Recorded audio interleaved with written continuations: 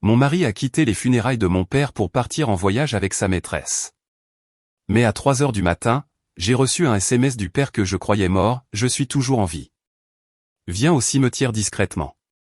Aujourd'hui, je veux vous raconter l'histoire de ma vie. Une histoire qui me donne encore la chair de poule. Avant de me marier, je pensais être la femme la plus chanceuse du monde. Mon futur mari, Ethan, et moi sortions ensemble depuis 3 ans assez longtemps pour croire que notre amour était le destin. Ethan était doux, attentionné et semblait toujours faire passer mes besoins avant ceux des autres. Sa mère, Eleanor, m'a couverte d'éloges la première fois que nous nous sommes rencontrés. Ma chère, tu as un visage si radieux et tu parles avec tant de grâce. Je suis absolument charmé par toi. En entendant cela, mon cœur s'est épanoui et je me suis senti vraiment béni. À l'époque, j'ai dit à mon père, le PDG Matthew Harrison, « Papa, si j'épouse Ethan, je sais que je vivrai une vie paisible. » Mon père a juste souri doucement. « Si tu es heureuse, je suis heureux. Mais quand tu seras mariée, essaie d'être un peu égoïste pour ton propre bien. Ne passe pas ta vie à simplement endurer les choses. » J'ai ri, pensant que mon père s'inquiétait trop. Devant moi, Ethan avait toujours été impeccable, un homme parfait et qui s'exprime bien. Après le mariage, suivant une de leurs traditions familiales, j'ai emménagé chez mes beaux-parents. La maison où vivait Eleanor était une grande demeure familiale historique à Chestnut Hill, rénovée avec une touche majestueuse. Bien que magnifique à l'extérieur, la première fois que j'y ai mis les pieds, un étrange frisson m'a parcouru l'échine. Je me suis calmé, pensant que c'était juste le manque d'habitude de ma nouvelle vie. Mais, comme on dit, le temps révèle toutes les vérités. Après quelques semaines de vie là-bas, j'ai réalisé que ce frisson n'était pas le fruit de mon imagination. L'attitude d'Eleanor a changé du jour au lendemain. Au début, elle m'appelait « ma douce fille », mais le lendemain, c'est devenu « Clara ». Et quelques jours plus tard, les commentaires ont commencé. « Clara, ne peux-tu pas rendre cette vaisselle un peu plus propre ? Clara, pourquoi mets-tu si longtemps à faire quoi que ce soit ?» Le ton lui-même n'était pas dur, mais l'intention était aussi acérée qu'une aiguille. Quiconque a été dans une situation similaire comprendra, certains mots blessent plus qu'un coup physique. Mon mari, Ethan, s'est transformé en une personne complètement différente de l'homme dont j'étais tombée amoureuse. Il n'y avait plus de SMS me demandant si j'avais mangé. Plus de regards amoureux. Quand il rentrait du travail, il s'enfermait dans sa chambre et n'en sortait pas. Si je frappais à sa porte pour le dîner, il répondait avec agacement. Même les jours où il dînait dehors, il mentait en disant « la réunion a duré tard ». Je savais, mais je ne disais rien. Une femme amoureuse a tendance à être faible. Je pensais que si mon mari travaillait si dur, je devrais être capable d'endurer ces petites choses. Je me souviens d'une soirée pluvieuse, je me suis précipité pour apporter des couvertures à ma belle-mère, qui avait toujours froid.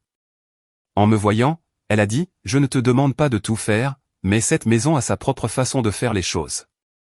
Une belle-fille devrait avoir l'initiative de faire les choses sans qu'on le lui dise. Personne n'aime une personne oisive. » J'ai serré les dents et répondu avec un sourire « oui, madame. Je garderai cela à l'esprit. » J'ai ressenti une oppression dans la poitrine.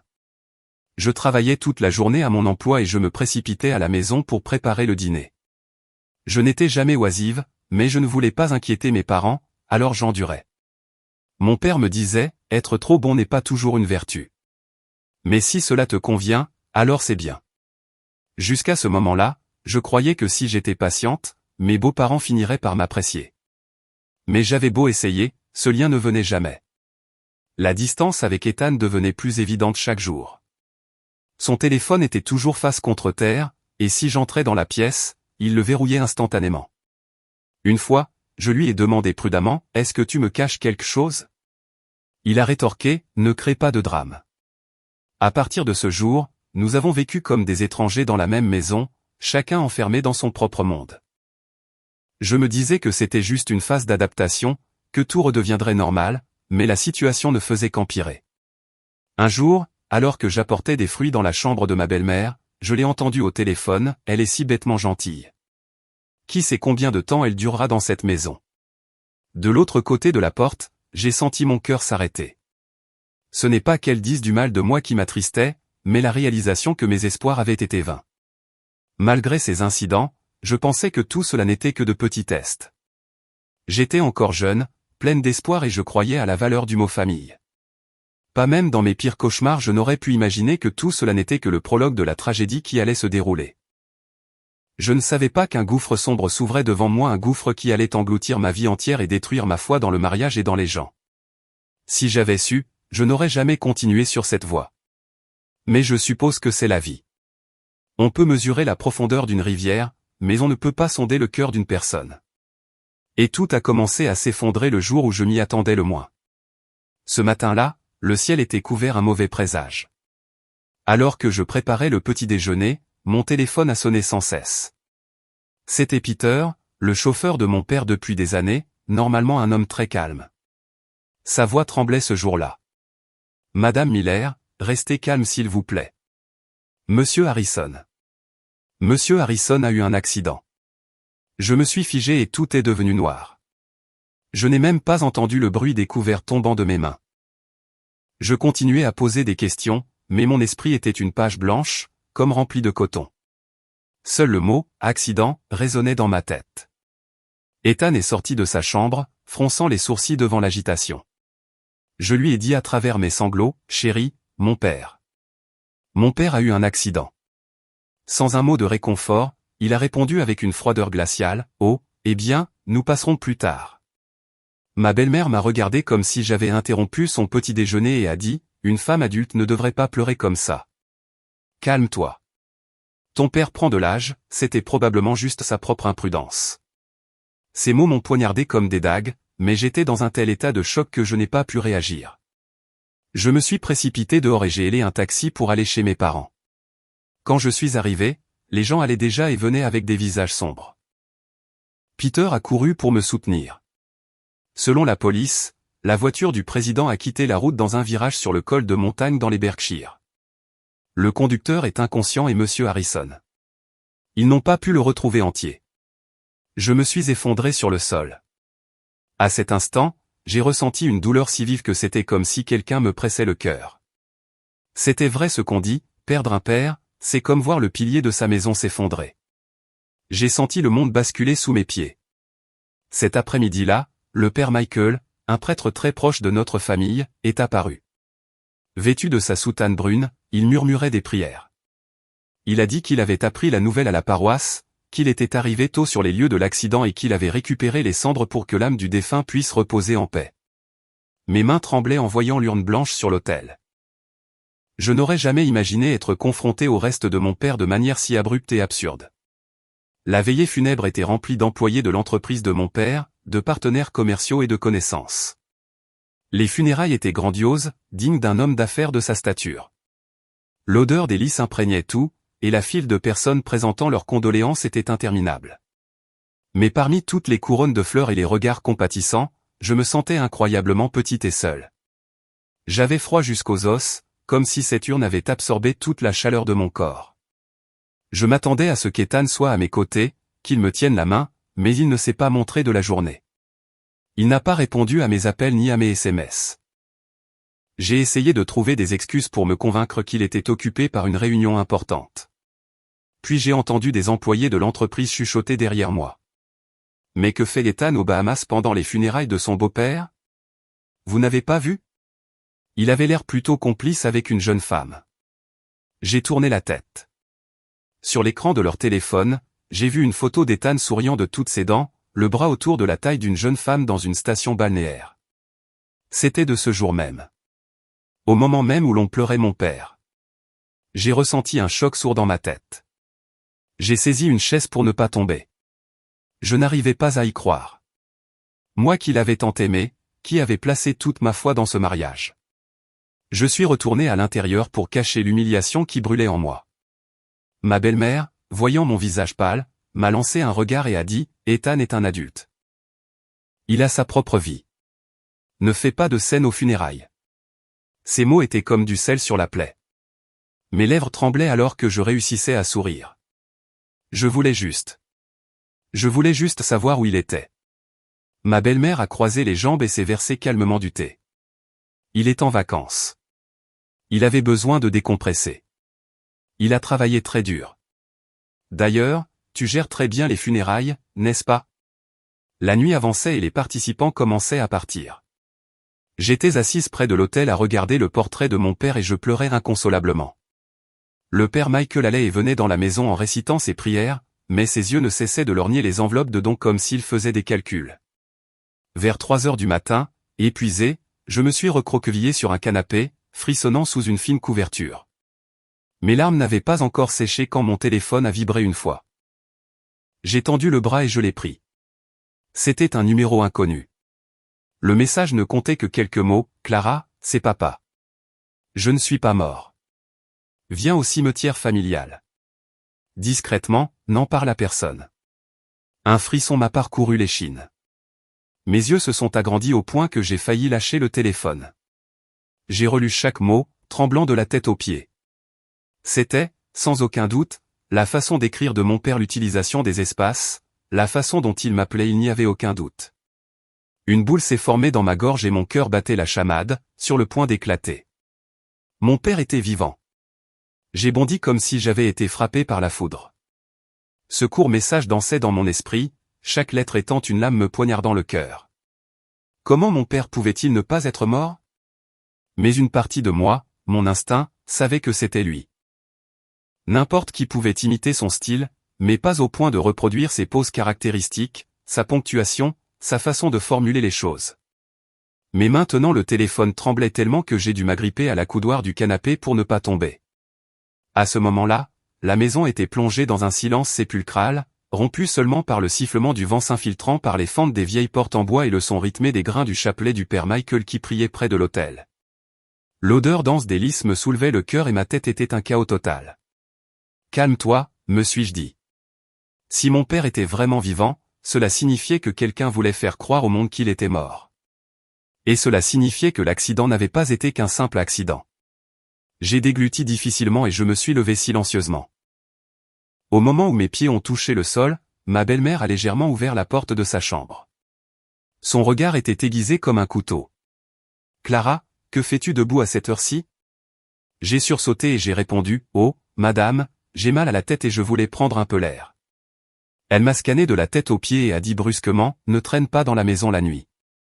Lors d'une veillée funèbre, il faut éviter les mauvais présages. » J'ai baissé la tête, mais à l'intérieur, mon cœur brûlait.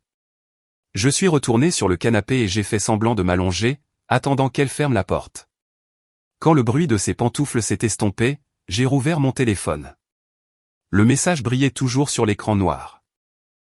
J'ai retenu mon souffle et j'ai décidé de contacter la seule personne en qui je pouvais avoir confiance à ce moment-là, l'assistant fidèle de mon père, Marc. Je lui ai envoyé un SMS lui demandant de me rejoindre discrètement dans la cour arrière immédiatement. 5 minutes plus tard, Marc est apparu. Son visage était pâle à cause de la nuit blanche. Il m'a regardé avec inquiétude. « Madame, qu'est-ce qui ne va pas?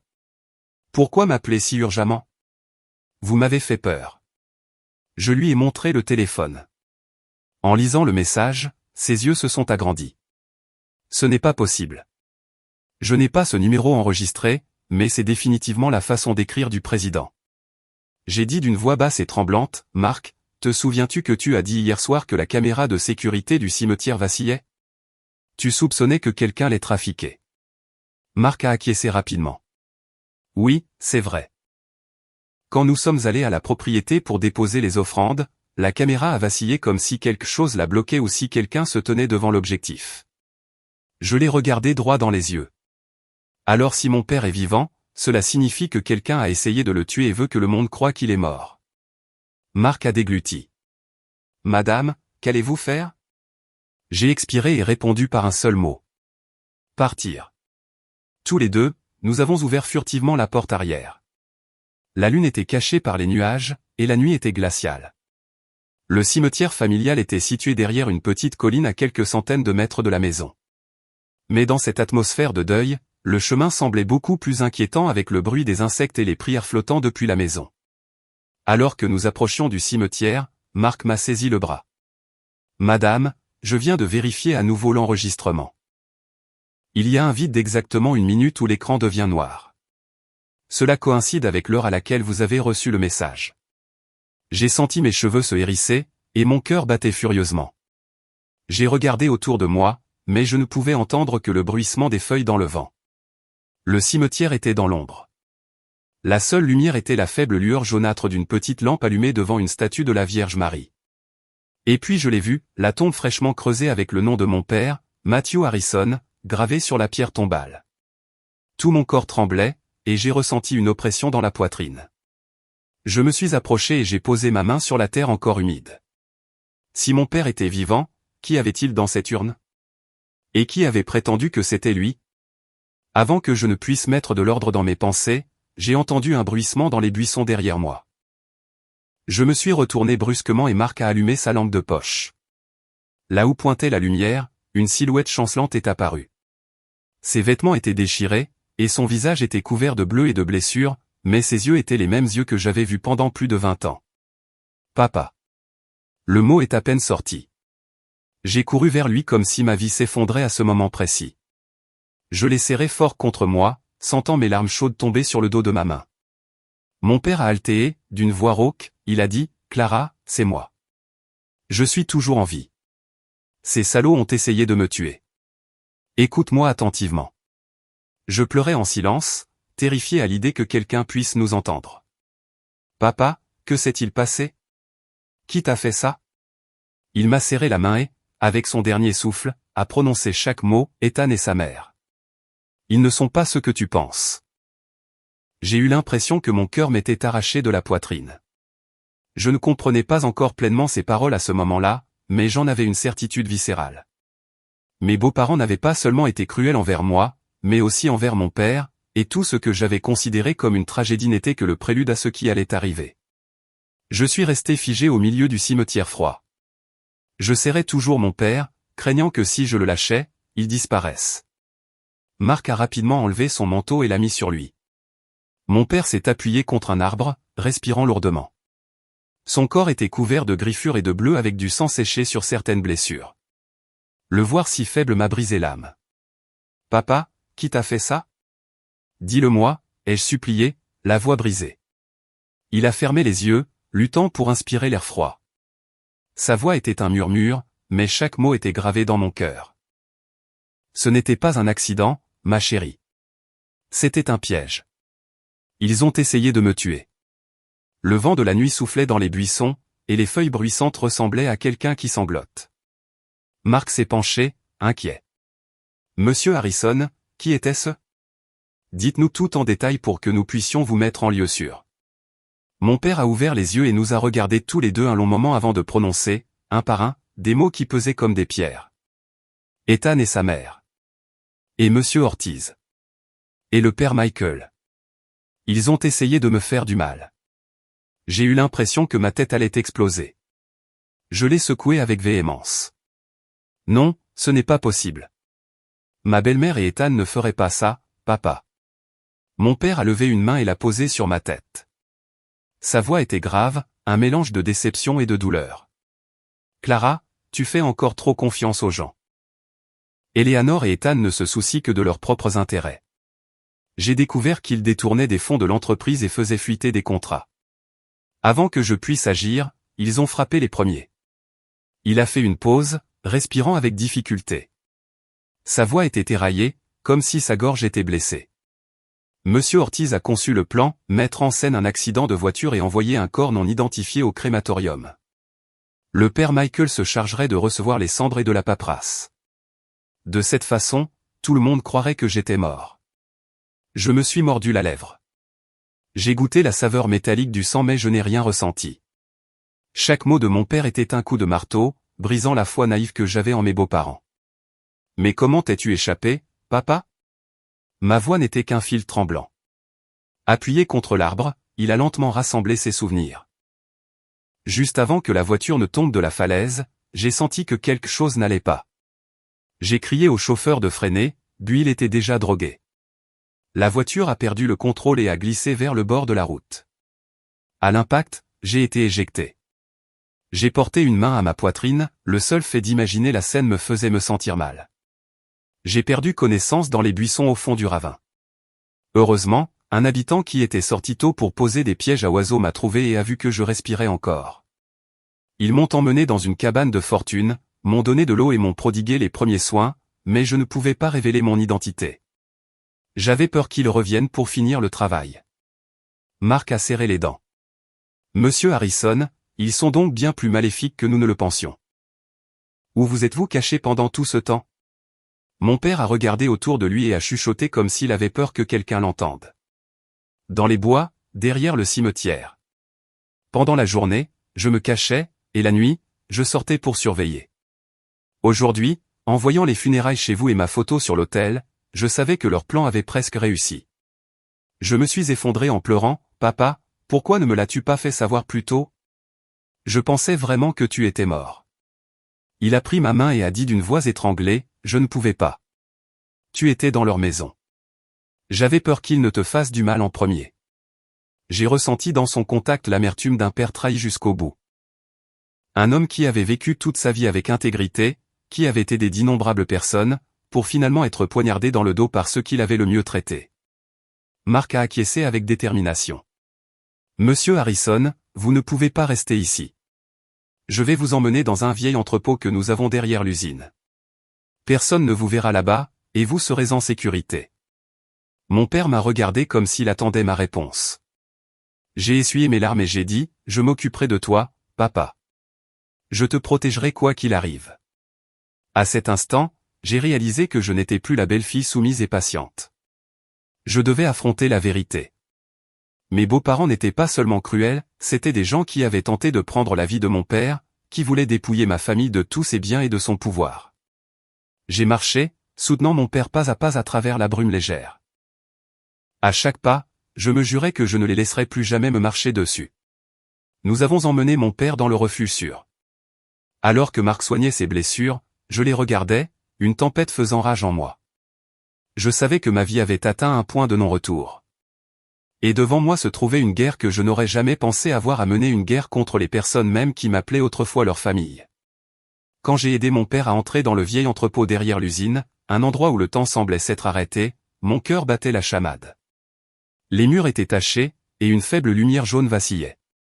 Mark, mon père et moi nous sommes assis un moment pour nous calmer. L'odeur du désinfectant que Mark appliquait sur les blessures de mon père se mélangeait à l'air froid s'infiltrant par les fissures, créant une odeur âcre. Mon père a pris ma main et a dit d'une voix rauque, « Clara, à partir de maintenant, tu dois être très prudente. Retourne chez tes beaux-parents et agis comme si tu ne savais rien, comme d'habitude. Personne ne doit soupçonner que tu sais quoi que ce soit. » J'ai acquiescé, mais une peur que je n'avais jamais ressentie auparavant a grandi en moi. Chaque respiration, chaque regard dans cette maison me terrifiait. Tout ce en quoi j'avais naïvement cru me terrifiait. Mark a ajouté, « Demain, j'apporterai des médicaments, de la nourriture et plus de couverture. Monsieur Harrison, vous avez besoin de vous reposer pendant quelques jours. Ne vous inquiétez pas, madame. Je m'occuperai de lui. » Mon père a soupiré et a tapoté l'épaule de Mark. « Mark, je n'oublierai jamais cela. Et toi, Clara? Si je suis en vie, c'est grâce à vous deux. » J'ai posé ma main sur celle de mon père en silence. Mon cœur me semblait lourd comme du plomb. Je n'avais jamais autant souhaité que le matin arrive. Je devais retourner chez mes beaux-parents avant que quiconque ne s'en aperçoive. Alors que l'aube commençait à poindre, un brouillard couvrait le chemin de terre à l'extérieur de l'usine.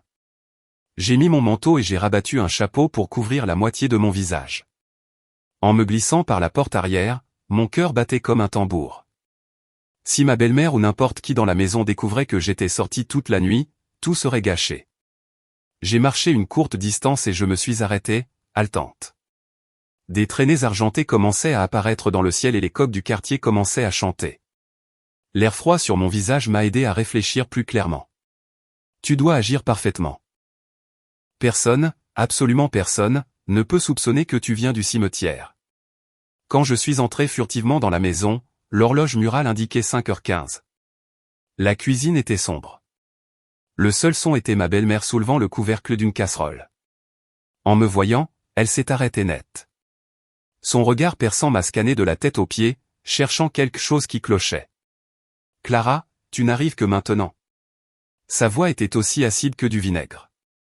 J'ai baissé la tête et répondu, « Oui, madame. » J'étais dans la cour arrière. Je me sentais si mal hier soir et je n'arrivais pas à dormir. Je suis allé faire une petite promenade et je me sens mieux maintenant. Elle a laissé échapper un grognement et a continué à hacher des oignons verts. Nous sommes en deuil. Si un voisin te voit errer seul la nuit, ils parleront. J'ai incliné la tête. Je suis désolé, madame. Comme je l'ai dit, je suis désolé.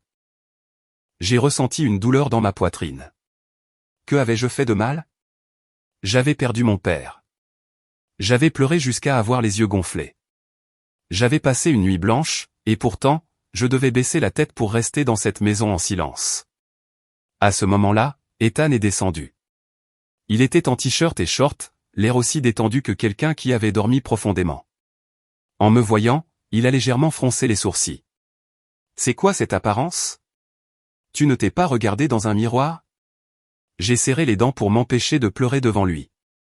Je n'ai juste pas bien dormi la nuit dernière. Ethan a bâillé. J'étais avec un partenaire commercial hier soir et j'ai trop bu. Je ne pense pas pouvoir aller chez ton père aujourd'hui. Vas-y et trouve des excuses pour moi. Je me suis forcé à ne pas le regarder. Si je le faisais, la rage me ferait m'effondrer. Un partenaire commercial. La femme avec qui il était dans une station balnéaire aux Bahamas était un partenaire commercial. Mais je devais prétendre que je ne savais rien. Absolument rien. D'accord, ai-je répondu. Ma voix a tremblé en prononçant ces quelques mots. Ma belle-mère est immédiatement intervenue. Ethan a beaucoup de travail. Il y a plein de monde chez tes parents. Ils s'en sortiront. Ne surcharge pas ton mari.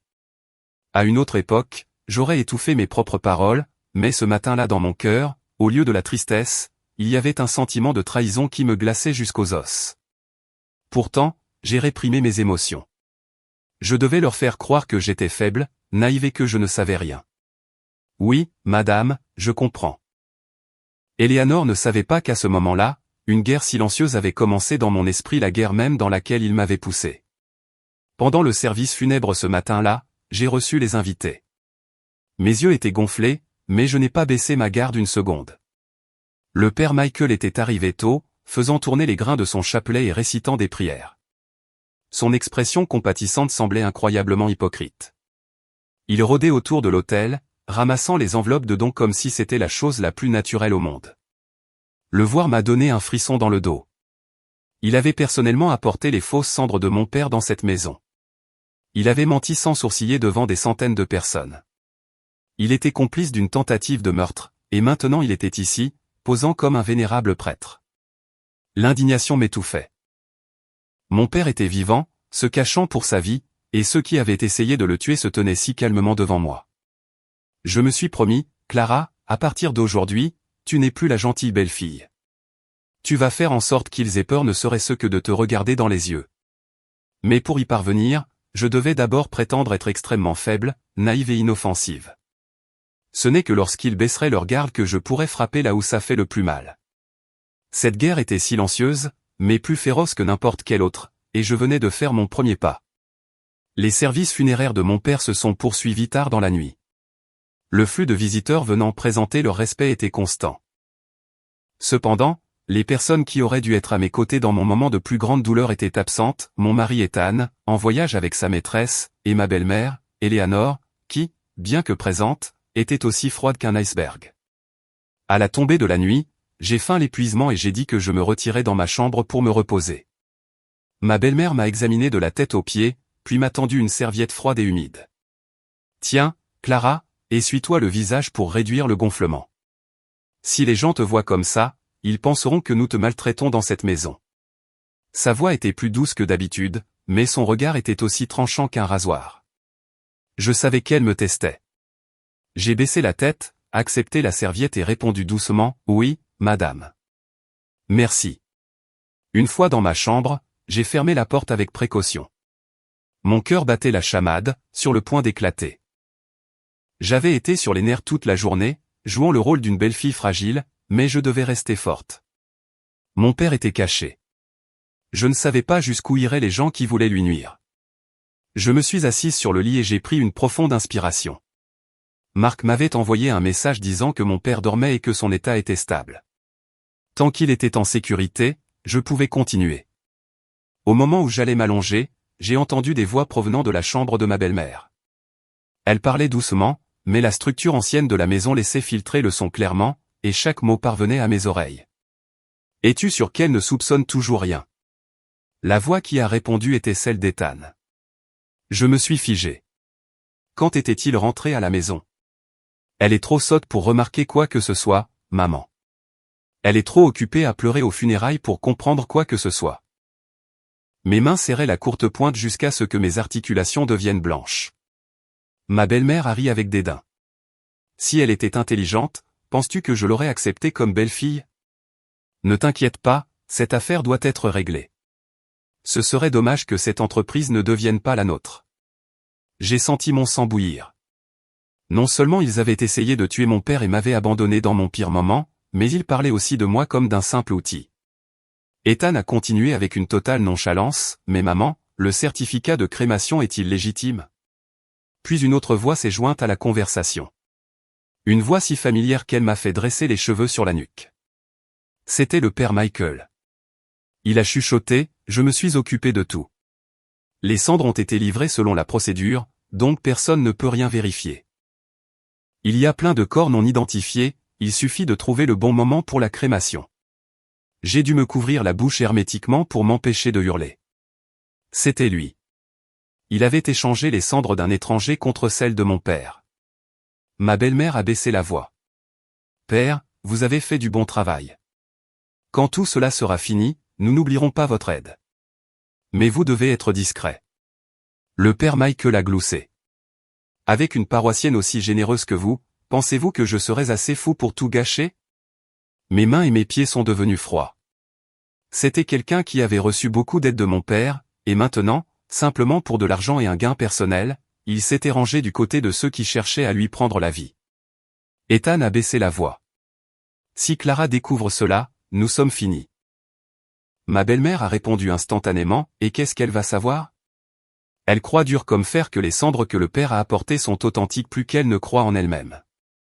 Laisse-la pleurer pendant quelques jours, elle finira par se fatiguer et passera à autre chose. Ethan a ricané. Tu as raison, maman. Si je suis juste un peu plus gentil avec elle, elle me croira aveuglément. Je me suis mordu les lèvres jusqu'au sang. Toute la tendresse et la considération d'Ethan au cours des dernières années n'avaient été qu'un simulacre, et ma belle-mère m'avait vu comme une servante facile à gérer. Ils ne m'ont jamais considéré comme faisant partie de la famille. La voix du père Michael s'est de nouveau fait entendre. Mais n'oubliez pas, vous n'avez pas encore repris l'entreprise. Si les anciens documents de procuration du président Harrison réapparaissent, sa fille aura les droits d'héritage. Nous devons nous débarrasser de cette fille. Mon cœur s'est arrêté. Se débarrasser de... Ma belle-mère a laissé échapper un rire sec. Ne vous inquiétez pas, père. Je peux plier cette belle fille à ma volonté quand je le veux, et si elle n'obéit pas, eh bien, il y a d'autres moyens. Je ne pouvais plus écouter. Mes oreilles me semblaient bouchées comme si une main invisible serrait mon cœur. Je me suis précipité hors du lit et j'ai reculé comme si je fuyais une bête sauvage. Dans l'obscurité, j'ai couvert ma bouche pour étouffer les sanglots qui luttaient pour s'échapper. Il prévoyait de tout prendre. Il traitait la vie des autres comme si elle n'était rien. J'ai pensé à mon père et j'ai frissonné. Si je n'étais pas allé au cimetière la veille au soir, si mon père ne m'avait pas envoyé ce message, à l'heure qu'il est, il serait considéré comme des cendres, et je serais sans doute la prochaine cible. J'ai entendu des pas dans la chambre de ma belle-mère. Je me suis précipité dans mon lit et j'ai tiré la couverture sur ma tête. Mon cœur battait si vite que je pouvais l'entendre cogner dans ma poitrine. La porte de ma chambre s'est entr'ouverte, et une ombre a jeté un coup d'œil pendant quelques secondes avant de la refermer.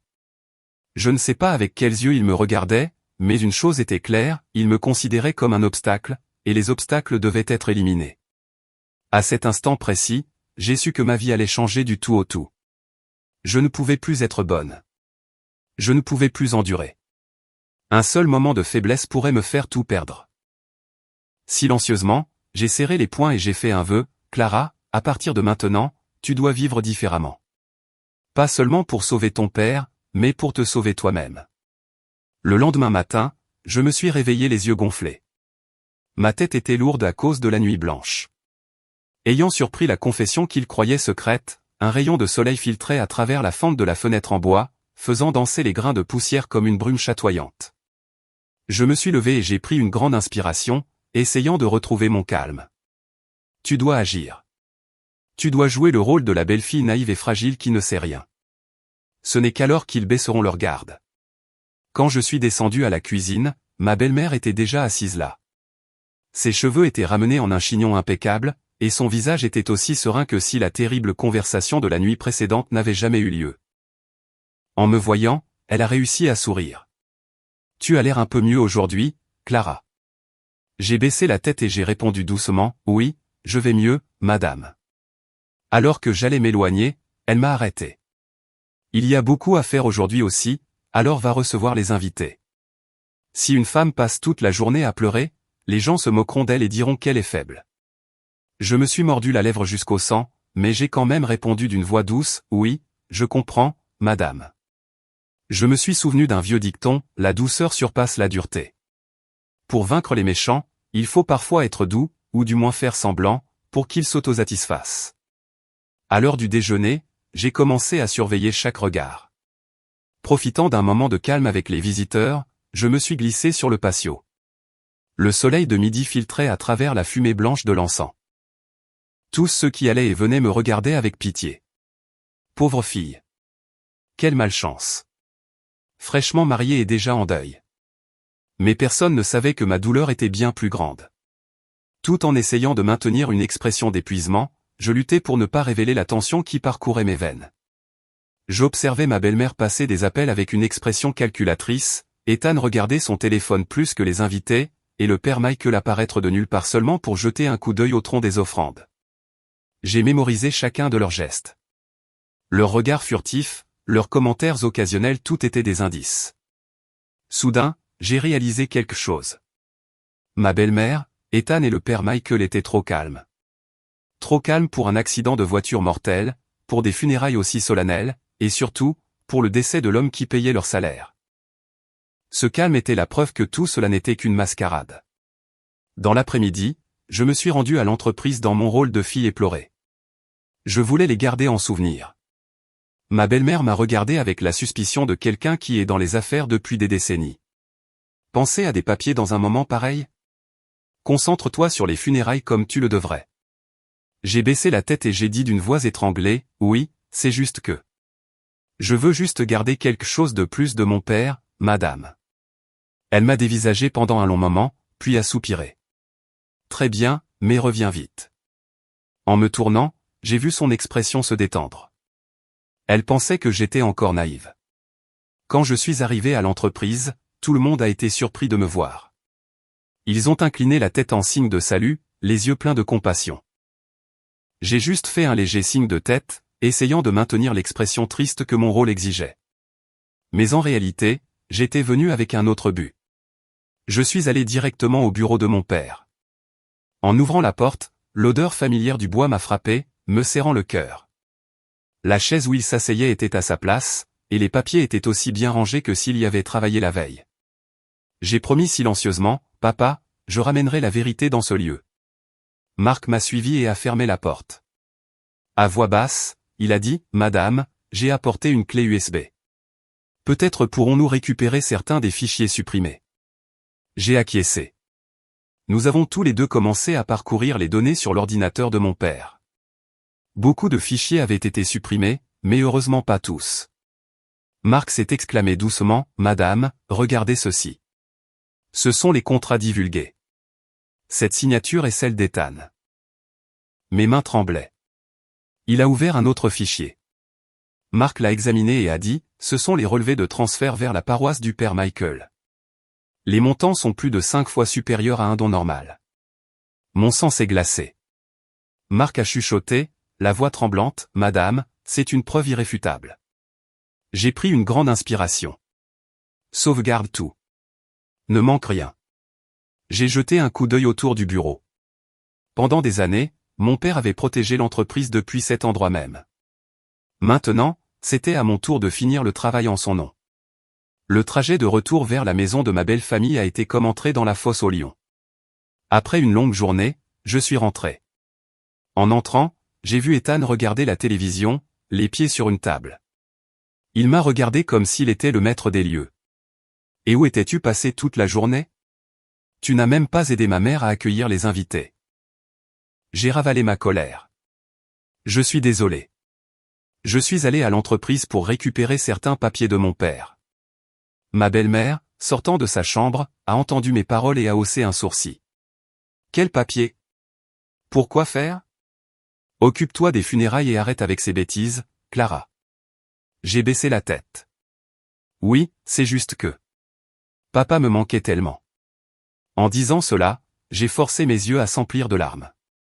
J'ai vu le regard de ma belle-mère s'adoucir un peu. Il est facile d'intimider les gens dociles, a-t-elle dû penser. Mais j'étais différente. Je jouais la comédie et ils y croyaient dur comme fer.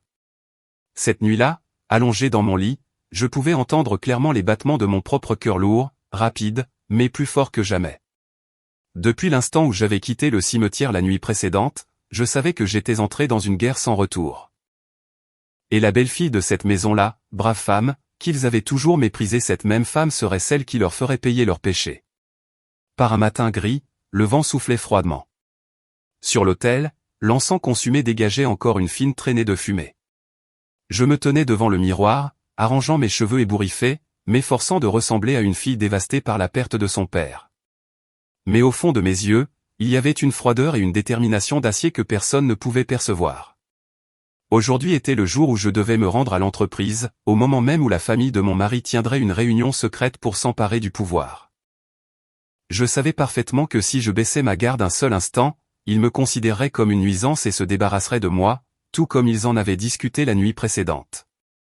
Je me suis habillé d'un simple tailleur noir et, suivant les coutumes du matin, j'ai couvert ma tête d'un voile.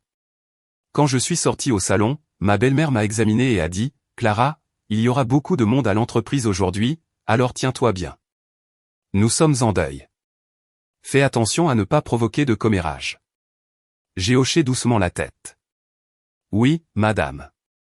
Je comprends. » Intérieurement, je pensais, si le protocole peut me maintenir en vie, j'endurerai encore un peu.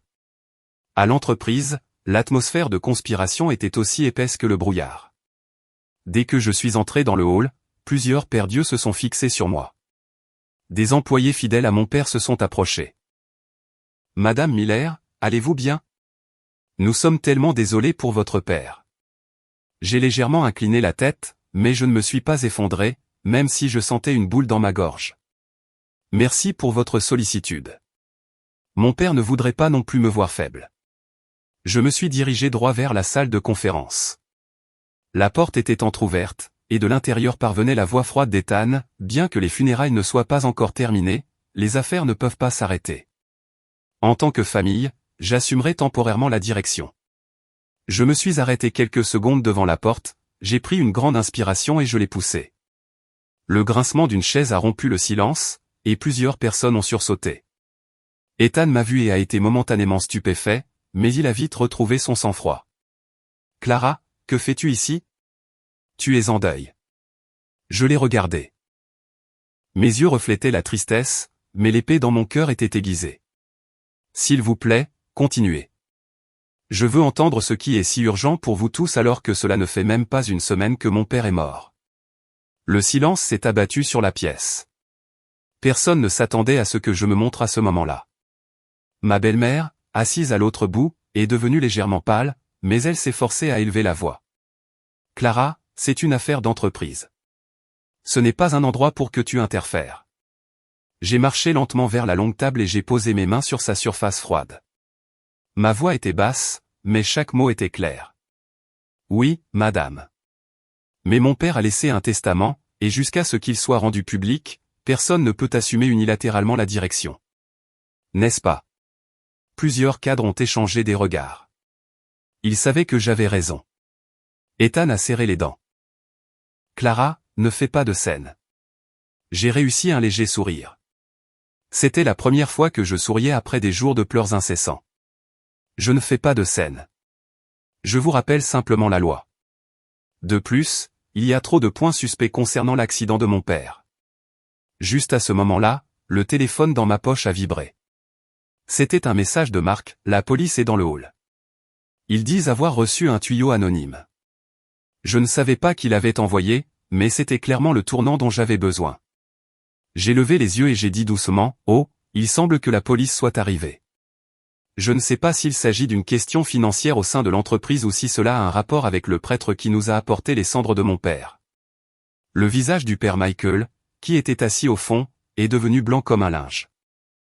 Il a nerveusement ajusté sa manche, et de la sueur a perlé à travers les plis de ses vêtements. La pièce s'est instantanément remplie d'une tension suffocante. Ethan a bondi sur ses pieds. « Qu'est-ce que tu insinues, Clara ?» Je l'ai regardé droit dans les yeux et j'ai dit lentement mais fermement, « Je n'insinue rien. Comme vous le savez tous, l'accident s'est produit de nuit dans un col de montagne. Comment est-il possible qu'en moins d'une journée, les cendres soient apparues et que le certificat de crémation soit parfaitement prêt ?» Ma belle-mère a agrippé le bord de la table, ses lèvres tremblantes.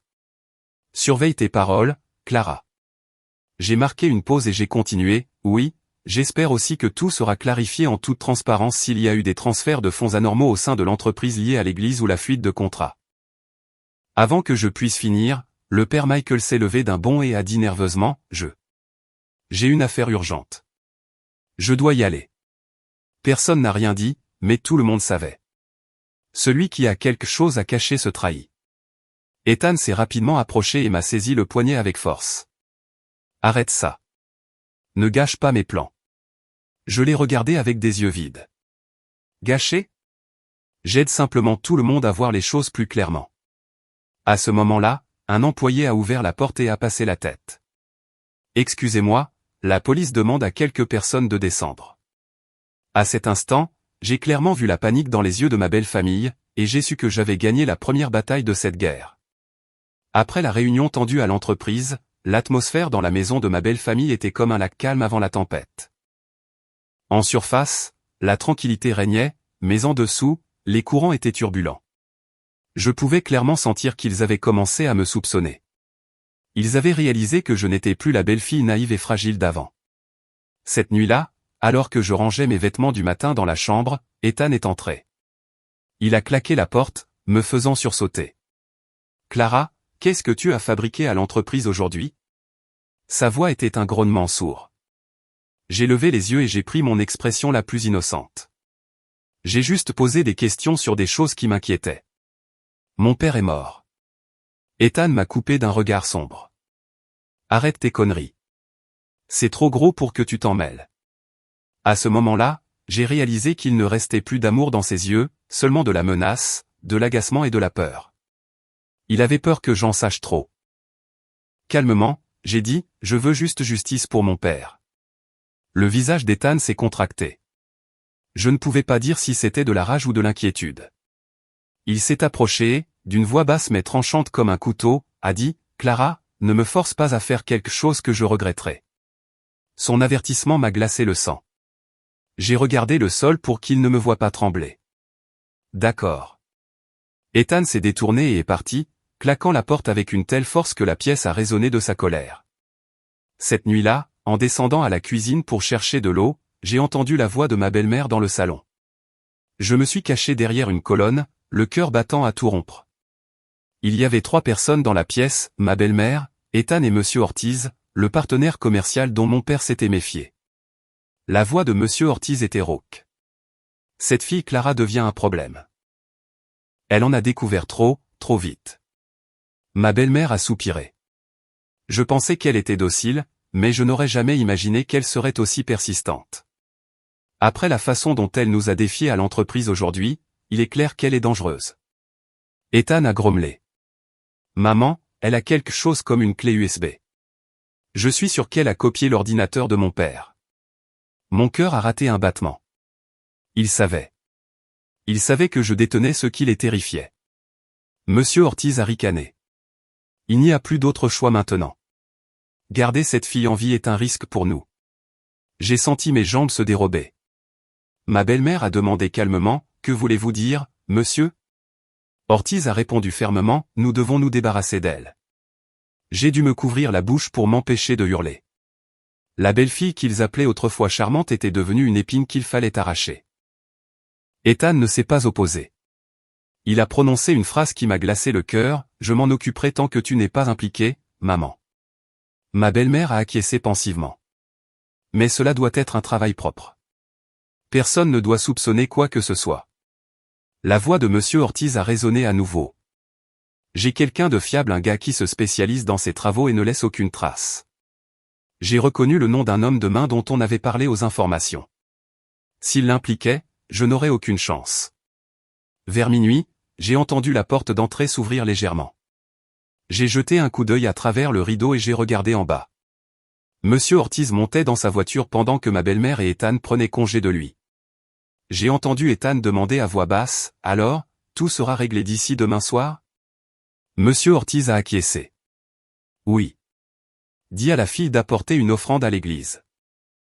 Le prédicateur l'interceptera en chemin, mes jambes ont lâché et j'ai dû m'appuyer contre le mur pour ne pas tomber. Leur plan était de m'attirer seul à l'extérieur, de m'enlever et de m'éliminer. Je tremblais tellement que j'avais la nausée, mais j'ai serré les dents. Ne t'effondre pas. Tu dois survivre pour sauver ton père et pour démasquer ces gens.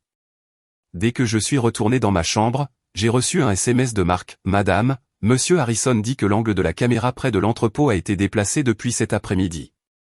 Quelqu'un a laissé une marque. Soyez prudente. » Non seulement j'étais en danger, mais mon père était aussi surveillé. J'ai répondu rapidement, « Surveillez étroitement mon père. S'il se passe quoi que ce soit, prévenez-moi immédiatement. » J'ai éteint mon téléphone. Je me sentais épuisé, mais mon esprit était plus déterminé que jamais. Je n'étais plus la belle-fille qui ne savait qu'endurer. Si je voulais vivre, je devais être plus maligne, plus rapide et peut-être un peu plus impitoyable qu'eux. Je me suis répété, pour vaincre l'ennemi extérieur, tu dois d'abord conquérir l'ennemi intérieur. Je n'ai pas pu dormir cette nuit-là. Toute la maison semblait calme, mais elle était remplie d'un parfum de conspiration, de crimes et de trahisons odieuses, et je le savais. Demain, ils agiraient, et ce serait le plus grand test de ma vie. Le lendemain soir, le ciel était de plomb, menaçant de pluie, et le vent hurlait un sifflement lugubre à travers les arbres qui bordaient l'allée. Un froid inhabituel pour le début de l'hiver me faisait frissonner. Mais ce qui me glaçait le plus, c'était le plan que ma belle famille avait échafaudé la nuit précédente, m'attirer hors de la maison pour me remettre à quelqu'un appelé, le prédicateur, un homme ayant la réputation de faire le sale boulot. Je savais parfaitement qu'ils agiraient aujourd'hui, mais je savais aussi que je devais y faire face. Si je ne tombais pas dans leur piège, ils trouveraient un autre moyen, peut-être pire. Vers 19h, alors que je nettoyais la cuisine, Ethan est descendu, a soupiré avec un air de remords fin et a dit, « Clara, pourrais-tu aller à l'église du père Michael ce soir et laisser une offrande pour ton père ? J'ai une réunion urgente. » En l'entendant, mon cœur a fait un bond. C'était exactement ce que Monsieur Ortiz avait ordonné la nuit précédente. J'ai levé les yeux, forçant une expression naïve. Pourquoi ? Pourquoi dois-je y aller seul ? Il fait déjà noir. Ethan a froncé les sourcils avec impatience. Tu es une femme adulte. Je t'ai dit que j'avais du travail. Si tu ne veux pas aider, tant pis. Ma belle-mère, qui était dans le salon, est intervenue. Sa voix était aussi calme qu'un étang. Clara, cela ne prendra qu'un instant. L'église est tout près. Une bonne épouse doit s'occuper des affaires du foyer. Je les ai regardés comme s'ils étaient des étrangers, mais j'ai quand même baissé la tête et répondu doucement, oui, j'irai. En franchissant la porte, j'ai vu un léger sourire sur les lèvres de ma belle-mère. Un sourire léger, mais froid comme la glace. Je savais qu'à ses yeux, j'étais quelqu'un qui ne reviendrait pas ce soir. J'ai marché jusqu'au coin de l'allée. Dès que j'ai été hors de leur vue, j'ai sorti mon téléphone et envoyé un message rapide à Marc, ils ont commencé à bouger. Active le traceur de mon père et mets-le en sécurité. Si je ne réponds pas au téléphone, appelle la police immédiatement. Avant que je puisse ranger mon téléphone, une petite camionnette s'est arrêtée à mes côtés. Sans me donner le temps de réagir, un tissu noir a été jeté sur ma tête et quelqu'un m'a saisi par derrière. J'ai été poussé brutalement dans le véhicule et la porte a claqué. Air vicié, odeur de sueur et d'essence. J'ai essayé de crier, mais ma bouche était couverte. La voix rauque d'un homme a dit, « Reste tranquille.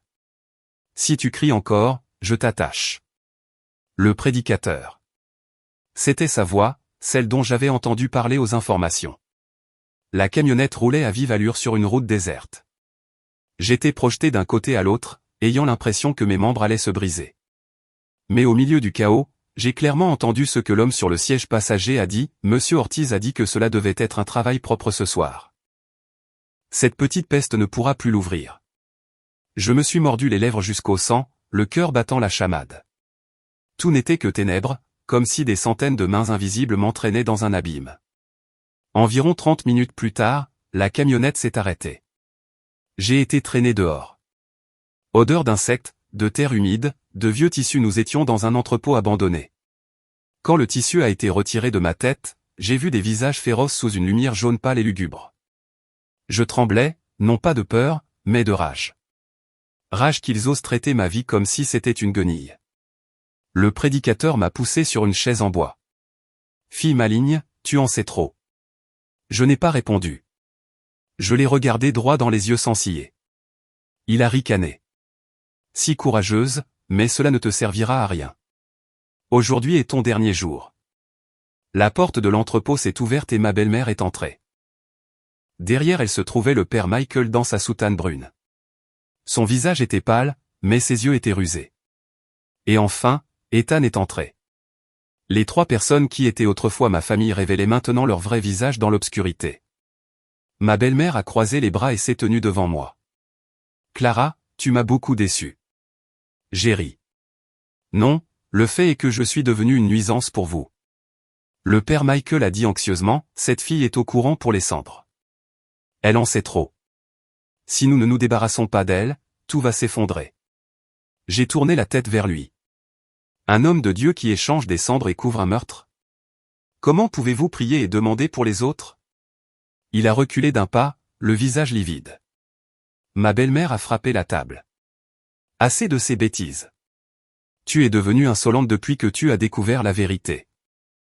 Tu pensais être si intelligente, mais tu n'es qu'un déchet que mon fils et moi avons ramassé. Ethan s'est approché et m'a saisi le menton avec force. Clara, je t'avais prévenu. Tu aurais dû rester tranquille. Je l'ai regardé avec des yeux vides. Tu n'as jamais été docile qu'avec ta mère. Pour moi, tu n'as été qu'un lâche. Juste au moment où Ethan levait la main pour me frapper, j'ai appuyé sur un petit bouton caché sous ma ceinture. Le traceur que Marc avait installé a été activé. Au loin, le bruit d'un moteur approchant à grande vitesse s'est fait entendre. Des pas, des cris. La porte de l'entrepôt a été défoncée et la lumière des lampes de poche nous a éblouis. La voix d'un officier de police a tonné, tout le monde s'arrête. Vous êtes en état d'arrestation pour enlèvement. Le prédicateur a bondi mais s'est retrouvé au sol avant d'avoir pu fuir. Le père Michael a mis ses mains sur sa tête en criant, J'ai juste. Ma belle-mère était si pâle qu'elle tenait à peine debout. Ethan a été maîtrisé si rapidement qu'il n'a pu dire un mot. L'entrepôt est devenu une scène de chaos et tous les secrets ont été exposés sur le champ. Téléphone, livre de compte, relevé de transactions, tout est tombé entre les mains de la police en quelques minutes. J'étais toujours assise, les mains liées, mais mes larmes n'étaient pas de peur, mais de soulagement. J'avais survécu. Je m'étais échappé, et en fin de compte, ils avaient eux-mêmes remis les preuves à la police. J'ai fermé les yeux et chuchoté, « Papa, je l'ai fait. » Je suis resté immobile sur la chaise en bois vermoulu. La corde qui serrait mes poignets entaillait ma peau, la tachant de sang. Mais quand la porte de l'entrepôt a été défoncée, que les faisceaux des lampes de poche ont balayé l'obscurité et que le bruit des bottes de police a envahi les lieux, j'ai eu l'impression d'être tiré de l'abîme le plus sombre de ma vie. La mort, que je croyais imminente, s'est évanouie comme un cauchemar brisé. Le prédicateur a été projeté sur le sol en béton en une fraction de seconde. Il criait, « Je n'ai rien fait, rien. » Mais la police ne lui a laissé aucune chance d'en dire plus. Deux officiers costauds l'ont plaqué au sol, lui tordant les bras dans le dos. Ethan restait paralysé, le visage livide, des perles de sueur sur le front. Il a ouvert la bouche mais n'a émis aucun son jusqu'au moment où les menottes froides ont cliqué sur ses poignets. Il avait l'air d'avoir été frappé par la foudre. Ma belle-mère a reculé en chancelant, agrippant le bord d'une table avec des mains tremblantes. Je ne l'avais jamais vue aussi défaite. Elle bégayait simplement, « Non, ce n'était pas moi. J'ai juste. » Mais ses excuses ont été étouffées par la voix d'un officier lisant ses droits. Le père Michael a failli tomber à genoux tant il tremblait. Sa soutane brune paraissait ridicule dans cette scène. Il serrait son rosaire, murmurant des prières sans queue ni tête. Oh Dieu, j'ai seulement aidé. Ils m'ont forcé. La police a immédiatement confisqué son téléphone et un dossier de documents qu'ils ont sortis du sac en toile qu'il portait. Un officier a jeté un coup d'œil à certains papiers et a levé les yeux avec un regard perçant. Il y a aussi un grand livre de comptabilité ici. Des virements provenant des comptes de Monsieur Ortiz, d'Eleanor Miller et d'Ethan Miller. Comment expliquez-vous cet argent? Le visage du père Michael est devenu terreux. Il s'est effondré sur le sol de l'entrepôt, les mains tremblant de manière incontrôlable. Je ne reçois que des dons. Un officier de police a dit froidement, il y a des dons de centaines de milliers de dollars à la fois. Et qu'en est-il des faux cendres? Tout est noté dans ce livre. En entendant cela, un frisson m'a parcouru. Il avait tout noté. Chaque fois qu'il recevait de l'argent, chaque fois qu'il accomplissait une sale besogne, le ciel regardait. Un officier s'est approché et a prudemment détaché les cordes de mes poignets. Madame, êtes-vous blessée? J'ai secoué la tête, bien que mes jambes tremblent encore. De l'extérieur, Marc est arrivé en courant. Son visage était pâle d'inquiétude. Madame, ça va? Ils ne vous ont pas fait de mal? En voyant les yeux rougis de Marc, j'ai senti mon cœur s'attendrir. Quand j'étais au bord de la mort, il était la seule personne en qui j'avais confiance. J'ai halté, grâce à toi. Grâce à toi, je suis ici. Marc s'est mordu la lèvre et a serré les poings. Nous devons aussi remercier Peter. Il a vu un homme suspect rôder près de l'endroit où Monsieur Harrison se cache et m'a alerté immédiatement. J'ai eu un mauvais pressentiment et j'ai activé votre traceur.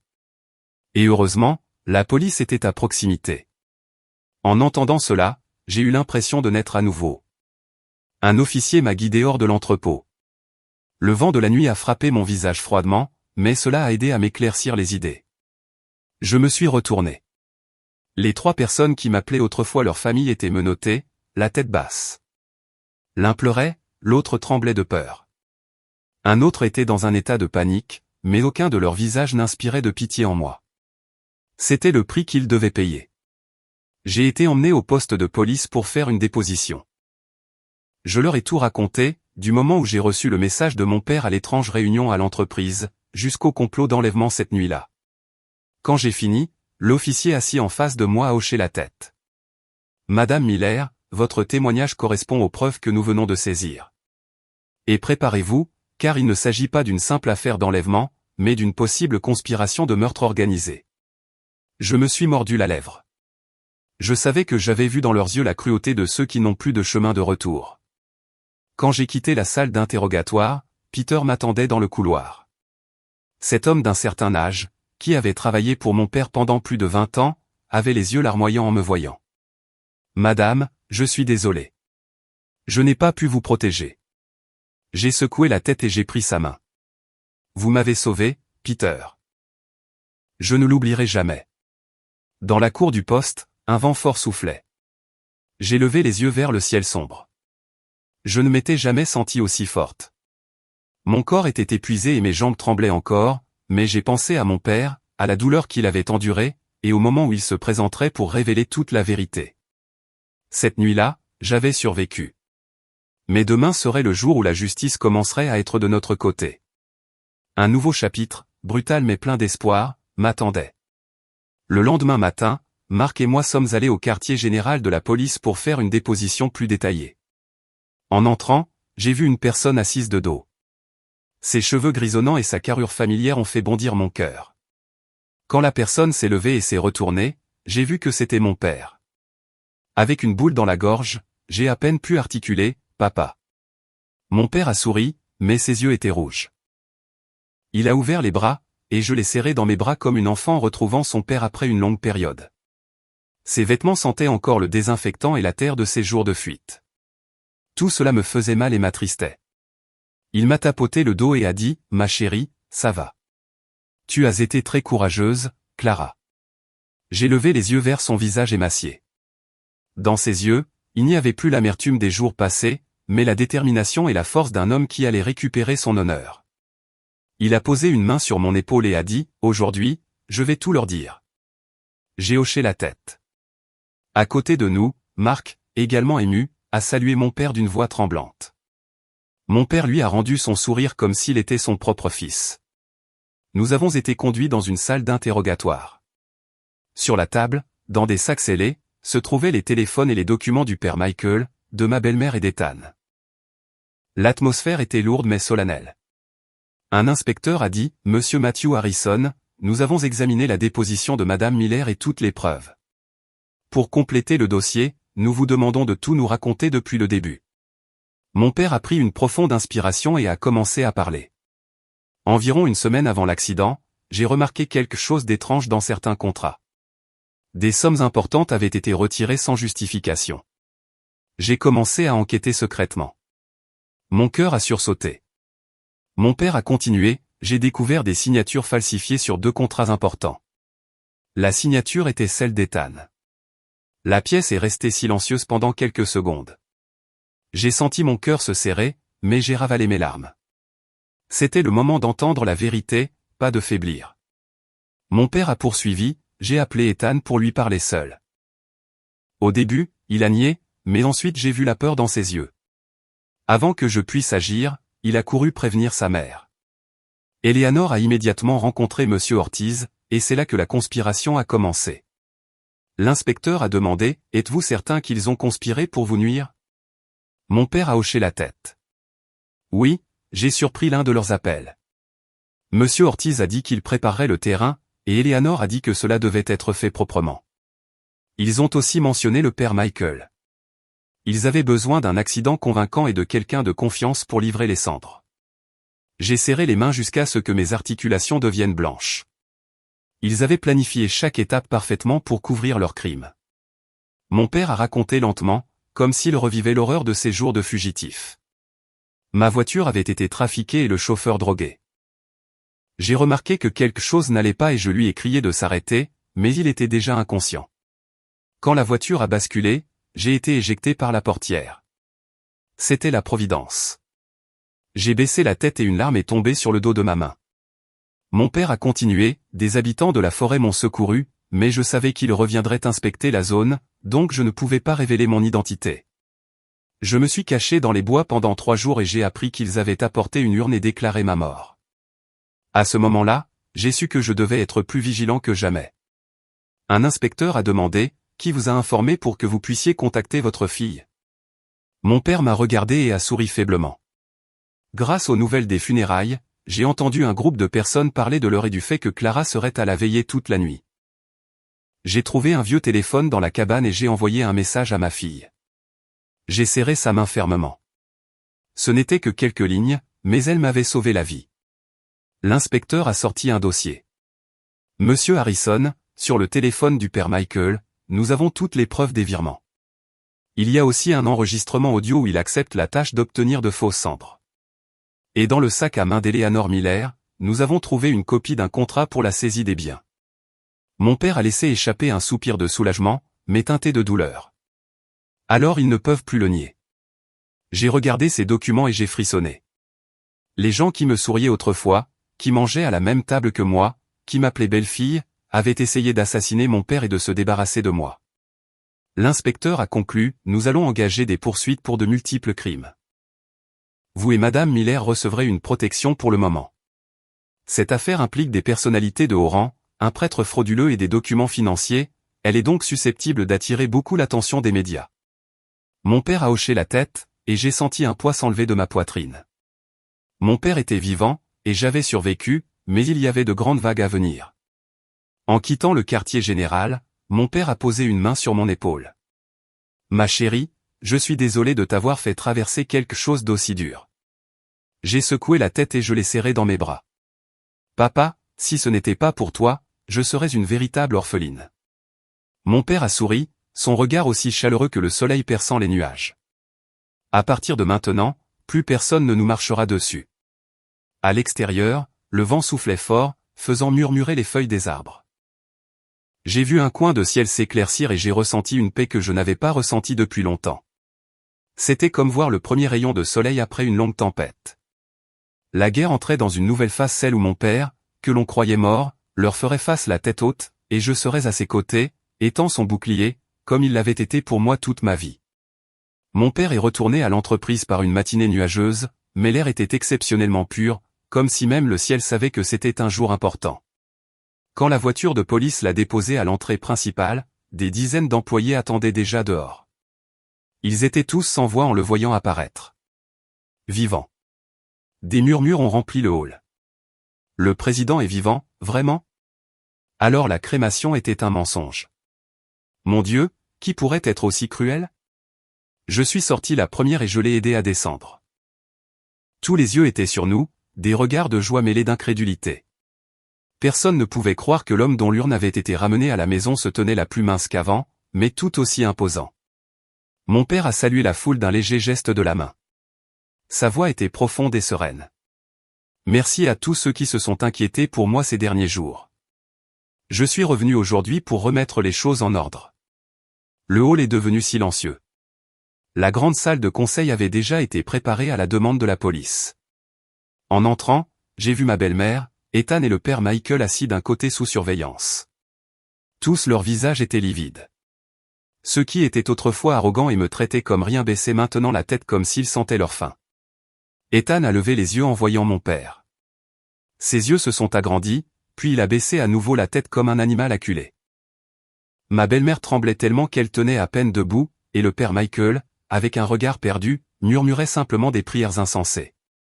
Je me suis assise à côté de mon père. Je me sentais beaucoup plus forte, mais dans un coin de mon cœur, la douleur de la trahison était encore une blessure ouverte. Quand la réunion officielle a commencé, un inspecteur de police s'est levé. Aujourd'hui, nous sommes ici pour révéler la vérité sur l'accident du président Matthew Harrison et la falsification de ses cendres, et pour présenter les preuves liées à la saisie des biens, à la fuite de contrats et à la conspiration pour meurtre organisé. L'atmosphère était aussi tendue qu'une corde d'arc tirée, et chaque mot semblait résonner au plafond. Mon père s'est levé et a marché lentement vers l'avant. Il a posé ses mains sur le pupitre et a regardé un à un les employés qui étaient avec lui depuis la fondation de l'entreprise. Moi, Matthew Harrison, je n'avais jamais imaginé que le jour viendrait où je devrais me tenir devant vous dans ces circonstances. Il a fait une pause comme si une boule se formait dans sa gorge. J'ai vu ses yeux s'humidifier. J'ai été la victime d'une attaque. C'était un accident planifié, et le plus douloureux est que les coupables étaient des gens en qui j'avais autrefois confiance. La salle s'est remplie de hoquets de stupeur, et beaucoup de gens se sont couverts la bouche d'incrédulité. L'inspecteur a présenté un dossier de documents. Ceci est la preuve qu'Eleanor Miller, la mère d'Ethan Miller, a conspiré avec M. Ortiz et le père Michael pour couvrir la tentative de meurtre du président Harrison. Ils ont utilisé un corps non identifié pour créer de fausses cendres. Une employée a fondu en larmes. Comment ont-ils pu faire ça au président? Mon père s'est tourné et a regardé directement Ethan. Il n'y avait pas de colère dans ses yeux, seulement une profonde déception. Ethan, je te considérais comme un fils, mais par cupidité, tu as oublié jusqu'aux principes les plus élémentaires de l'être humain. Ethan a baissé la tête. J'ai vu ses épaules trembler légèrement, mais je ne pouvais pas dire si c'était par regret ou par peur. Mon père a continué, et vous, père Michael, que je croyais être un homme moral, vous vous êtes révélé être un faux ecclésiastique qui a utilisé les enseignements de Dieu pour couvrir ses propres péchés. Il s'est adressé à tout le monde en élevant la voix. Ceux qui ont falsifié des cendres pour couvrir un crime doivent être jugés par la loi. L'inspecteur a hoché la tête en confirmation. Toutes les personnes impliquées sont actuellement en garde à vue et font l'objet d'une enquête conformément aux réglementations légales. Après que les faits ont été présentés, mon père a sorti une épaisse enveloppe de sa mallette. C'était quelque chose que j'avais déjà vu dans le coffre-fort à la maison. Il l'a brandi. Et maintenant, je souhaite rendre public mon Nouveau Testament. La salle s'est de nouveau remplie de murmures. Mon père a prononcé chaque mot clairement. Tous mes droits de vote, mon patrimoine hérité et mes parts seront transférés à ma fille unique, Clara Harrison. J'étais figé. Je ne savais pas que mon père avait préparé tout cela avant l'attaque. Il a continué, à Ethan et Eleanor Miller, je révoque officiellement tous leurs droits et avantages dans cette entreprise. À compter d'aujourd'hui, ils n'ont plus aucun lien avec cette société. Du côté de ma belle-mère, on a entendu un sanglot. Elle s'est effondrée, la voix brisée. Monsieur Harrison, je suis désolé, mais s'il vous plaît. Mon père a secoué la tête. Son regard était triste mais ferme. Ceux qui ont mal agi doivent payer pour cela. Ethan s'est mordu la lèvre jusqu'au sang. Le père Michael, comme s'il n'avait plus d'échappatoire, a fermé les yeux et a soupiré. Tous les employés se sont levés et ont applaudi à l'unisson. Ce n'était pas un applaudissement de joie, mais un applaudissement parce que la justice était enfin rendue. J'ai regardé mon père, le cœur rempli d'émotion. J'ai senti que toute l'humiliation et la douleur accumulée au cours des derniers jours s'étaient un peu dissipées. Mon père s'est tourné vers moi et a dit à voix basse, « Ma chérie, à partir de maintenant, tu dois être forte, pas seulement pour moi, mais pour toi-même. » Mes yeux se sont remplis de larmes et j'ai hoché la tête. Il avait raison. À partir de maintenant, j'allais vivre pour moi-même. La réunion a pris fin, mais ce n'était que le début de la chute pour ceux qui s'étaient rangés du côté du mal. J'étais prête à prendre la décision la plus importante de ma vie. Le lendemain matin après la lecture du testament, je me suis réveillé dans mon ancienne chambre chez mon père, mais la sensation était complètement différente. Pour la première fois depuis des semaines, j'entendais le gazouillis des oiseaux dans les arbres à l'extérieur, et le soleil qui entrait par la fenêtre jetait une lumière douce sur les rideaux fins. Les jours de réveil avec la peur, l'inquiétude et la tension étaient terminés. Cependant, mon cœur était encore lourd. Aujourd'hui, je devais faire quelque chose que j'aurais dû faire il y a longtemps. Je suis retourné dans ce que je considérais autrefois comme ma maison chez mes beaux-parents pour récupérer mes affaires et confronter Ethan une dernière fois. Le vieux portail en fer rouillé, le mur couvert de bougainvilliers violets. Tout semblait étrange. Dès que je suis entré dans la cour, ma belle-mère s'est précipitée hors de la maison. Elle portait encore une robe de chambre bleu foncé, et son visage était pâle à cause des nuits blanches. Elle s'est mise sur mon chemin et, avec un regard qui essayait de me percer, a dit, « Clara, écoute-moi. » Je me suis arrêté calmement et, avec un minimum de courtoisie, j'ai incliné légèrement la tête. « Oui, madame. Je vous écoute. » Elle a halté. Sa voix tremblait et suppliait comme jamais auparavant. « J'ai eu tort. Je sais que j'ai eu tort, mais cette maison t'a aimé, et tu m'as aimé aussi. Ne sois pas si cruel. » Je l'ai regardée. Je ne ressentais aucune colère, non pas parce que j'avais pitié d'elle, mais parce que mon cœur était déjà devenu froid. Ce qui est brisé ne peut être réparé. L'eau renversée ne peut être ramassée. Une phrase n'avait jamais semblé aussi vraie qu'à cet instant. J'ai répondu doucement, « Madame, je ne veux blâmer personne, mais si je reste silencieuse après ce que vous avez fait à mon père et à moi, je me trahirai moi-même. » Elle a éclaté en sanglots et a attrapé ma main. « Donne-moi une chance de me racheter, Clara. Je ne veux pas te perdre. » J'ai doucement retiré ma main. Je n'ai rien perdu, et vous non plus. Nous ne sommes simplement plus une famille. À ce moment-là, Ethan est sorti du salon. Il portait une chemise blanche froissée et déboutonnée comme s'il n'avait pas dormi depuis plusieurs nuits. Ses yeux étaient injectés de sang et il marchait d'un pas instable. En me voyant, il a dit d'une voix tremblante, « Clara, s'il te plaît, parlons. » Je suis resté immobile. C'était le moment que je devais écouter pour clore ce chapitre. Ethan s'est approché et s'est arrêté à quelques pas de moi. Ses épaules étaient affaissées comme quelqu'un qui avait perdu toute sa force. « Je suis désolé. Je suis vraiment désolé. Je me suis laissé emporter. J'avais peur de ma mère. J'avais peur de Monsieur Ortiz. » J'ai esquissé un sourire. C'était l'excuse la plus lâche que j'ai jamais entendue. « Ethan, tu avais peur des autres, mais tu n'as jamais eu peur de me perdre. J'étais ta femme, la personne à tes côtés. » J'ai dégluti, sentant une boule dans ma gorge. « Mais quand mon père est mort, tu étais dans un complexe hôtelier tenant la main d'une autre femme. Quand je m'effondrais de chagrin, tu essayais de tuer mon père pour prendre ses biens. » Ethan s'est effondré en pleurant. C'était le sanglot étouffé d'un homme qui a tout perdu. « Clara, j'étais aveugle. J'ai eu vraiment tort. Donne-moi une chance de me racheter. » J'ai secoué la tête. Je n'étais ni en colère ni rancunière. Il n'y avait simplement plus rien à protéger. « Ethan, tout au long de ce mariage, je n'ai jamais été une véritable épouse un seul jour. J'ai toujours vécu dans la peur d'être jugée, d'être ignorée, de contrarier ta mère. Et toi, jamais, pas une seule fois, tu n'as été mon refuge. » J'ai ouvert mon sac et j'ai sorti les papiers que j'avais préparés le matin même. Ce sont les papiers du divorce que j'ai déjà signés. Tu n'as qu'à signer. Ethan a fait un pas en arrière. Son regard était celui de la panique. « Non, ne fais pas ça. Je peux changer. Je te promets que je t'aimerai. Je quitterai ma mère. J'ai fermé les yeux quelques secondes et je les ai rouverts. Ma voix était si calme qu'elle me surprenait moi-même. Ethan, on peut réveiller quelqu'un qui dort, mais pas quelqu'un qui fait semblant de dormir. L'amour qui nous liait. Tu l'as enterré toi-même. Ma belle-mère s'est effondrée au sol en pleurant. Clara, je t'en supplie. Je le regrette vraiment. Je me suis penché et je l'ai aidé à se relever.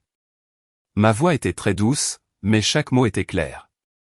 Madame, le regrettez-vous parce que vous tenez à moi, ou parce que vous avez peur d'aller en prison? Ma belle-mère s'est figée. Je me suis levé et je les ai regardés tous les deux personnes qui étaient autrefois ma famille. Je ne blâme plus personne, mais je dois partir d'ici. J'ai choisi de vivre ma propre vie. Sans leur laisser le temps de dire quoi que ce soit d'autre, je suis allé dans la chambre et j'ai ramassé les quelques vêtements qu'il me restait. Mes beaux-parents ne m'autorisaient pas à apporter des choses de l'extérieur, donc j'avais à peine quelques affaires ici. Quand je suis sorti, Ethan était encore dans la cour, me regardant en silence. J'ai marqué une pause un instant, mais j'ai ensuite passé mon chemin devant lui comme si je franchissais une porte fermée pour toujours. Quand le portail s'est refermé derrière moi, j'ai entendu ma belle-mère tomber et Ethan appeler mon nom, mais tout s'est estompé derrière moi comme l'écho d'un cauchemar. J'ai marché sur le long chemin qui menait à la maison de mon père, tirant ma valise. Chaque pas était plus léger, plus libre, comme si la pierre qui avait oppressé ma vie pendant des années avait enfin été soulevée. Je me suis dit, Clara, tu as pris la bonne décision. J'avais mis fin à ce mariage infernal. Mais j'avais encore une dernière chose à faire, mettre fin à leur crime une fois pour toutes. Ce chemin m'attendait encore. Après avoir officiellement quitté la maison de mes beaux-parents, je suis retourné aux côtés de mon père. La maison qu'il avait construite dans sa jeunesse semblait étrangement chaleureuse. L'arôme délicat du thé à la fleur de lotus, le bruit de Peter balayant le patio, les pas de Marc allant et venant pour soigner mon père, tout cela me faisait sentir que c'était ma place. Mais je savais parfaitement que ce n'était pas fini. Les coupables devaient encore faire face à la justice, et mon père veillerait personnellement à ce que tout soit clarifié. Quelques jours plus tard, la police a convoqué pour une confrontation officielle. J'y suis allé avec mon père et Marc. Le ciel était couvert de nuages sombres tourbillonnant comme s'il présageait une enquête longue et difficile. Quand nous sommes entrés dans la salle, j'ai vu Ethan assis à côté de son avocat, le visage pâle. Ma belle-mère était hagarde, les cheveux ébouriffés. Le père Michael ne portait plus de soutane, mais un uniforme de prisonnier, une image qui m'a fait penser amèrement au karma. Personne ne m'a regardé, et personne n'a osé regarder mon père dans les yeux. Mon père s'est dirigé vers sa chaise et s'est assis avec la posture ferme de quelqu'un qui s'était préparé à ce moment depuis longtemps. L'inspecteur a ouvert un dossier et a dit d'une voix claire, la confrontation entre Monsieur Matthew Harrison et les accusés commence. La pièce est tombée dans un silence de mort où même le bruit des pages que l'on tournait s'entendait clairement. L'inspecteur a lu, selon la déposition de l'accusé, Ethan Miller, je n'ai fait qu'obéir aux ordres de ma mère. Ma mère m'a dit que si mon beau-père détenait tout le pouvoir, je n'aurais aucun avenir. Reconnaissez-vous cette déclaration? Ethan a baissé la tête et a répondu dans un murmure. Oui. Mon père l'a regardé. Son regard était calme mais perçant. Ethan, je t'ai aimé comme un fils. Si tu avais voulu quitter l'entreprise, je t'aurais laissé partir volontiers. Mais toi et ta mère avez choisi le chemin de me tuer pour voler ce qui n'était pas à vous. Ethan n'a pas osé lever les yeux, il a juste sangloté doucement, ses mains tremblant sur la table. L'inspecteur s'est adressé à ma belle-mère. Selon les preuves recueillies, vous avez activement contacté Monsieur Ortiz pour planifier l'accident. Qu'avez-vous à dire à ce sujet? Ma belle-mère a éclaté en larmes, mais elle n'avait plus son arrogance d'autrefois. Je l'ai fait seulement pour mon fils, Monsieur Harrison. Il nous a toujours méprisés, mon fils et moi. Je voulais juste donner une place à mon fils. Je ne savais pas que ça finirait comme ça. Mon père a répondu instantanément. Sa voix semblait plus triste que colérique. Madame, je ne vous ai jamais méprisé. C'était juste votre perception. Je n'ai simplement pas donné de pouvoir à quelqu'un qui n'avait pas la capacité de l'exercer. C'était ma responsabilité. Ma belle-mère était stupéfaite, une vérité simple qu'elle avait déformée avec son ressentiment pendant des années. L'inspecteur a continué, Père Michael, vous avez reçu de l'argent d'Eleanor Miller et de Monsieur Ortiz pour créer de fausses cendres. L'admettez-vous? Le père Michael tremblait, se tordant les mains. Je l'admets. L'inspecteur a poursuivi, et vous avez reçu un paiement supplémentaire pour avoir conseillé à la famille d'accélérer les funérailles afin d'éliminer toute trace. Il a baissé la tête. Oui. J'ai été un idiot. L'argent m'a aveuglé. En entendant cela, j'ai frissonné. La cupidité était parfois plus dangereuse qu'un couteau. Mon père s'est redressé. Sa voix a résonné clairement. J'attends que la loi juge les coupables en conséquence. Il ne doit y avoir aucune clémence parce que j'étais la victime, et leurs crimes ne doivent pas être couverts parce qu'ils étaient autrefois ma famille. J'ai regardé mon père et j'ai soudainement fondu en larmes. C'était mon père, un homme qui avait vécu toute sa vie avec droiture et bonté et qui, bien qu'étant au bord de la mort, n'avait pas perdu sa dignité. Ethan a bondi. Sa voix était étranglée. Beau-père. Beau-père, s'il vous plaît, donnez-moi une chance. J'ai eu tort. Je n'ai plus de visage pour vous regarder, mais s'il vous plaît, allégez au moins la peine de ma mère. Je me suis tourné vers lui. Il ne restait aucune trace d'affection dans mes yeux, seulement une tristesse épuisée. Ethan, quand ils m'ont enfermé dans cet entrepôt pour me tuer, as-tu pensé à moi? Ethan s'est figé, a mis ses mains sur sa tête et s'est effondré sur sa chaise. L'inspecteur a fini de prendre des notes et a conclu la confrontation. Cette affaire va maintenant passer à la phase de poursuite pour tentative de meurtre, enlèvement, saisie de biens et conspiration pour couvrir un crime. Ces paroles ont sonné comme le glas, confirmant la chute complète de ceux qui s'étaient rangés du côté du mal. Mon père s'est levé, s'est tourné vers moi et a dit, « Clara, à partir de maintenant, tout sera résolu selon la loi. Tu n'as plus à t'inquiéter. » J'ai pris sa main. « Papa, je veux juste que tu sois en paix. Vivons tranquillement, juste tous les deux. » Mon père a souri doucement. « Oui, ma chérie. Nous avons traversé la tempête. » En quittant la salle, je me suis retourné une dernière fois. La tête d'Ethan était basse, ma belle-mère sanglotait et le père Michael était assis, hébété, comme s'il avait perdu son âme. C'était le prix qu'il devait payer. Dehors, le ciel commençait à se dégager et un rayon de soleil illuminait le couloir comme pour ouvrir un nouveau chemin dans ma vie. Un vieux chapitre s'était fermé et une nouvelle vie m'attendait. Le procès contre les agresseurs de mon père s'est résolu rapidement, et en un peu plus d'un mois, le tribunal a rendu son verdict initial. Le cerveau, Monsieur Ortiz, a reçu la peine maximale. Le père Michael a été reconnu coupable de fraude, de falsification de documents et d'obstruction à la justice. Ma belle-mère et Ethan ont été condamnés à de la prison pour conspiration en vue de commettre une tentative de meurtre et enlèvement.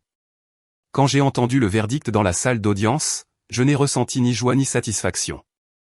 J'ai seulement senti que la lourde pierre qui pressait ma poitrine était enfin soulevée. Certaines blessures ne guérissent jamais, mais au moins la justice s'était rangée du côté des innocents. Mon père, qui était assis à côté de moi tout au long du procès, a gardé une expression très sereine.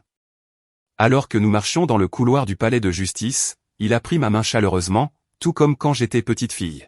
« Clara, je n'ai plus de rancune envers personne.